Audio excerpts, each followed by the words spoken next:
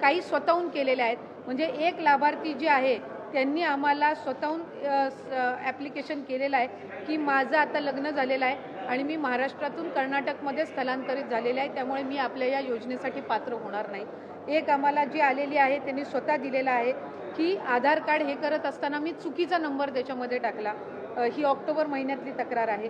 एक दोन तक्रारी आमच्याकडे अशा आलेल्या आहेत की मला आता सरकारी नोकरी लागलेली आहे, त्याच्यामुळे मी या योजनेसाठी पात्र आता होत नाही. त्यामुळे आपण ज्या काही बाबी करत आहोत ह्या कंप्लेंट बेस्ड आहेत.